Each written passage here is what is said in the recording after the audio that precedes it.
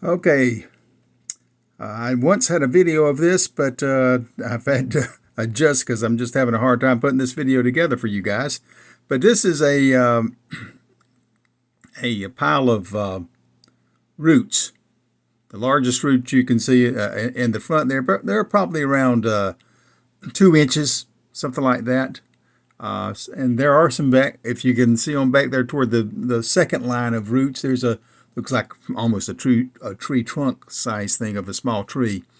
But anyway, I've passed by this pile of roots, and I have watched the people working on trenching, and I thought this would be a good topic to talk about for us about support roots for trees. So you're watching Landscape, History, and Integrity. As I said, I walked by this pile of support roots, or different kind of roots, and I thought that would be, it was a debris pile, and I thought it'd be good to relay some information about the importance of structural roots in your landscape. The trees have structural roots, and then they have feeder roots. The feeder roots are the smaller, finer roots, and they can get to very fine filament kind of roots, in fact. But to those smaller roots, those, as they're called, feeder roots, they are the ones that take up the nutrients and the moisture from the soil, and they're the ones that keep the tree alive and growing, and etc. Of course, the structural roots are, as stated, structural roots. These roots, they're not absorbing any kind of nutrition. Their job is to reach out into the landscape and anchor the tree in the landscape. And this is, with all the development that happens, this can be a very important thing. I once had a friend who did a water line, and the back was the main line of the subdivision for water ran behind his house, and so he ran a straight line from the main line to replace the water line coming to his house, and he ran it straight up to his back, and he passed by within 10 feet of a very huge, like 50-something inch oak tree, beautiful old oak in his backyard. And a year or so later, a major hurricane came through and blew that tree over. And you could just see exactly where that trench had been built. The tree fell over. So that was a big learning lesson. I wish I had a photo of that to show you, but we're going to talk about this issue. So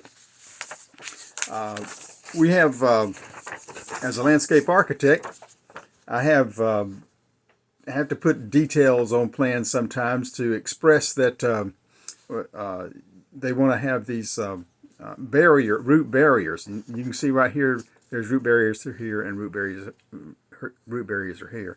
And the point of the root barrier, of course, is to make those roots go deeper underneath the ground, so they'll get down there far underneath the sidewalk and not crack up the sidewalk. I'm sure you might have seen sidewalks in your neighborhood or urban areas that are all cracked up when they've got trees around them. And people complain about certain kind of trees because they're bad about cracking, growing along the surface, etc.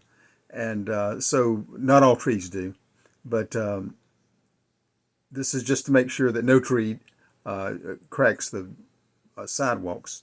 So, and you can tell that by looking at this, the hope is that this will grow right on out over here past the sidewalk without coming up and being conflicting with the sidewalk. And so that's a handy thing that might be useful. I'm not sure all the time, because if there's water, roots will go after the water. But that is something that they use and like to implement. So here's a tree in plan view, looking at it from the top down, looking through the like we're doing X-ray vision or whatnot. There, it's plan view. You can see that I've got more roots over here than I have over here, and that would be because this tree is, as all trees do, it's seeking water. And if there's water, it's amazing. You never know exactly where tree roots are. There's just multiple examples of trees that I remember seeing where one tree had not done so well, and they built, I think it was a car garage, a campus garage for cars to park next to it. And it changed, clearly changed how the water ran underneath the ground. And all of a sudden, the tree just went to town, just started growing like crazy. So before, it was having a hard time getting water. And once the garage was parked there, it changed the drainage pattern of things and it got a lot more water. So in the case of looking at this tree, you can see that in this area down here, on this side, and particularly in this area down here, there's really not a lot of, there's not much support root happening. Because why? Because there wasn't water for roots to seek out, so they just didn't go in that direction. And over here on this side, they're much happier and growing in that direction. And so what I've shown here, you can see these faint lines sort of here. That represents a sidewalk. And in this case, you find this kind of situation very often, where especially in urban neighborhoods, suburban and urban neighborhoods, where the houses aren't right up on the street, etc. You'll see beautiful tree-lined streets going through these subdivisions, and they're beautiful. And the distance between the sidewalk and the street isn't very great, so people, I think, make the assumption that you can plant a tree within 3 feet between a sidewalk and the back of a curb. And so they have. But the reality of this is that that tree root is going over here to the front yard, and that's where it's getting all its nutrition from. That's where it's getting its water from. So the tree roots are happily growing in that direction. But out here toward the street, they're underneath the street, it's not finding much water, so they're not growing that way. Now, in a circumstance like this, if that's the circumstance, and you can't be sure about where tree roots go, you may you've seen trees that grow right on the edge of a cliff, right? So obviously it's not growing. That's what you would call natural air pruning of the roots. It's not growing out there into air, right? The trees are obviously growing back into the soil of the hillside that they're on or whatnot. But in a case like this, let's say this tree was creating problems with the sidewalk, cracking up the sidewalk. And people might come along and say, oh, we don't like what these trees are doing. These tree roots are bad, evil tree roots. We need to get rid of them. And they would break up the sidewalk first because they've got to replace it. And then they come along here and cut off those tree roots. Well, when you cut off tree roots, you're cutting off the structure.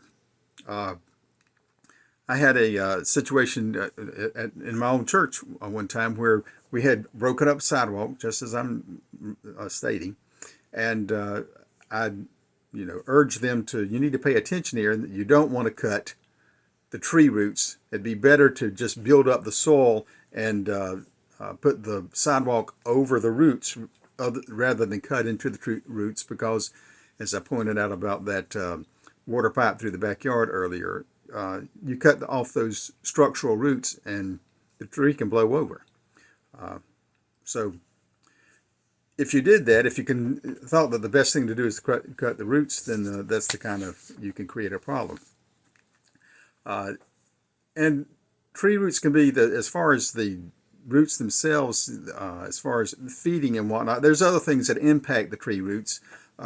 Compacting the soil is a big part of impacting roots, and that makes it difficult for those feeder roots to do their work, and suck up stuff. The soil's too compacted to let nutrients to go through, etc. So these are concerns. I one time I had a client who wanted me to write a narrative for him about how a tree would survive on a new site. There's very often you have cities and counties want to save their old trees. They don't like them all getting cut down, so they give priority and give bonuses, or they give you charge you special fees if you cut down a tree, etc., just depending on how the municipality or county wants to do that. But and this client wanted me to write we were building the landscape, the parking lot around this tree, and he wanted to be relatively close to it. The best thing to do with such a tree would be maybe to stay out closer to the drip line of the tree. That's not done very often, and even when they sometimes they'll use like special pavers and things like that, but there's still compaction and things like that. So my recommendation was that the tree probably wouldn't fare well. And he didn't like that recommendation. He didn't like that narrative. So he went out and hired somebody else to write another narrative that said what he wanted to say. Well, he got, he got his parking lot built the way he wanted to get it built. But it wasn't but a few years later that tree started to decline. I drove by and half the tree was dead.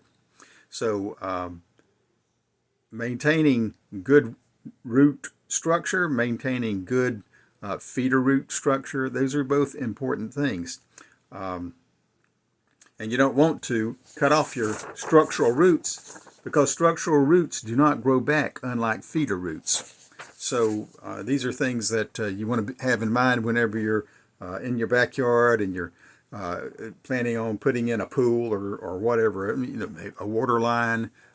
This stack of roots that I showed you earlier in the video, they have taken out other trees I know in this yard. So maybe those are roots that wouldn't, are from trees that have already been taken down. But these roots, if you looked at them, they were about 2 foot long, and that's about the width of the trench that's built through that backyard. And like maybe they're bringing some sewer pipe up from a building that they're building in the back. I'm not sure what's going on with that, but it's pretty clear that those pieces of root are the width of the trenches, which means if there is one of the surviving trees in the backyard, they've been cutting off the structural roots. Now, in some instances, when people are trying to make sure they treat the tree the best they can, especially old heritage kind of trees and things like that, they'll go in and use like water jets and clean out all the dirt all around. They'll just clean out the topsoil so that they can see where all the roots are and make sure they're not cutting any roots. And then they have to come back in and put in new topsoil into the side again. But that's one way of doing that. When I'm on my plans, if I'm designing, like, let's say, a screen wall that might run down a property line, like a street or something, and there's already street trees and things down that property line, then one of the specifications is that if anything, they should cut no root that's large, 1 inch or larger. No cutting of any roots 1 inch or larger. They need to hand dig everywhere they want to put some form that some structural element into the soil where it might affect the roots. Then they need to hand dig, and so they can have some sensitivity about whether or not they're hitting. They can dig a little bit and run into the root without really digging really hard and know it's there, and then they can dig around it or whatnot. So that's something that we all need to think about when we're dealing with, if we care about having the structural integrity of trees, if we want to make sure they don't fall down during rainstorms, or if we just are concerned about them surviving happily, then you certainly don't want to cut off tree roots that are structural roots, because they are the foundation of the tree. They reach out into the landscape, and as this one showed you, if you cut off those trees those roots right there, then you've only got these roots, and if a wind came blowing from that direction, it'd probably blow it right over. So this is the way we can maintain the integrity of our landscapes, the sustainable landscapes that don't just flourish for as long as we play with them, actively, but can flourish when we're not actively fooling around with them, And most of us don't want to spend all our time and money trying to keep things alive. So I hope you got something out of this. We'll talk to you next time.